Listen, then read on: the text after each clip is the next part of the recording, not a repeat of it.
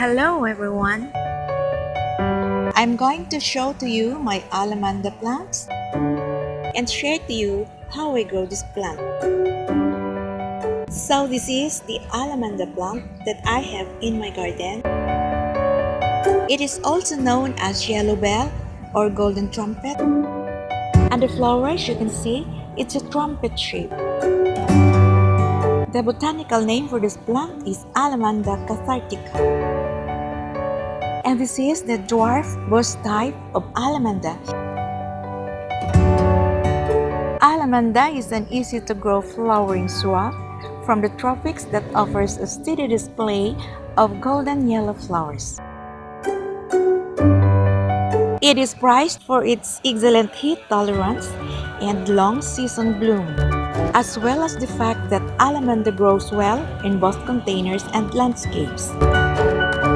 And yes, the shrub will grow in container but does best in the ground. And this one, I planted this here in the ground. And this is more than just 1 year ago. Allamanda prefers strong light, including some direct sun. And that's what I really found out. It really loves the sun because I have also planted some under the shade. The plants in the shade become leggy and it does not have many flowers. But this one here, where I keep in direct sun, it gives so many flowers. The common flowers of this plant is yellow, but some are pink or red. It's better if you have trellis or anything to land it on when it's become older. Because as it grows older, it grows like a vine. And it's a fast-growing plant. It blooms best in sunny location. But you can still grow it in half shade, but it may bloom less. And so now I will show you also my Allamanda that I planted in shade. And this is my Allamanda in shade. And this banana plant has shaded this Allamanda.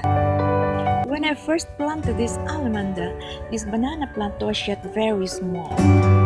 And it never came into my mind that someday this banana will shade this Allamanda. And this is my first Allamanda plant. And this is where I got my stems, the one that I planted in the direct sun, and that one I showed you earlier. And this is my Allamanda plant, my mother plant, that I am taking some cuttings to propagate. And now you can see that this is tall and I have to put a pole for it to climb because the stems grow very long and it's going to creep anywhere in the ground if I won't let it climb. And it has no flower. Sometimes it blooms, but it has only few flowers. So if you like many flowers, you better plant your Allamanda in a location where there is full sunlight. Now I take the cuttings here, about 4 to 6 inches long. Choose the healthy stems from branch tips to propagate. You can prune some long stems so the plant will grow bushy, and if you want to maintain how tall you like it to be.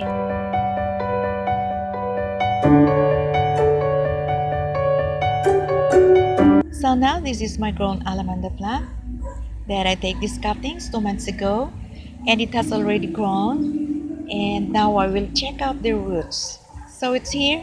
It took this long to grow like this, but it's not really hard to grow this plant. And this one, I just push a stem in a small pot and place it in the shade. Then I always forgot to check or water it. But now you see it's just grow with a very little care. The soil requirement is well-draining soil, and better if it's a rich soil or just a garden soil with some compost or loam soil is also good for this plant. And the soil mix that I'm always using is 1 part garden soil, 1 part loam soil, and 1 part rice hulls. I'm using rice hulls in my plants, especially the potted ones, because it makes the soil loose and will really drain the water very well. You can just also plant the Allamanda cuttings directly in the soil or in a nursery pot.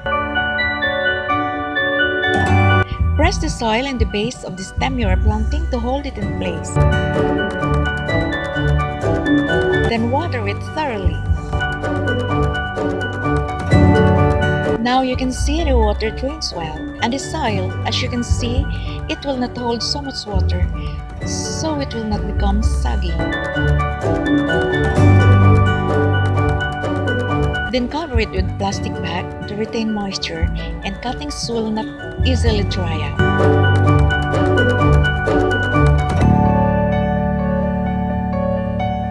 The plastic bag will create a moist and warm conditions around the cuttings.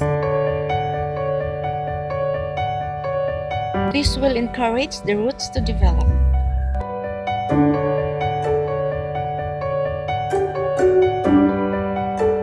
Then place your newly planted Allamanda in a place with indirect sunlight.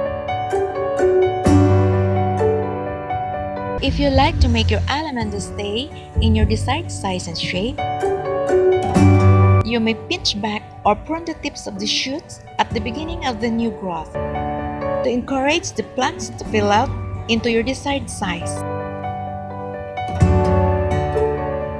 Water the plants regularly, especially in hot days, allowing the soil to dry slightly between waterings. And when the soil becomes dry, water it thoroughly and deep. Yellow bells do not really require fertilizer, and this is only necessary if the plant needs rejuvenation. But you may fertilize it with ammonium sulfate if you want it to be healthier. And that's all for Allamanda plant. I hope you enjoyed this video. Thanks for watching. See you in my next video.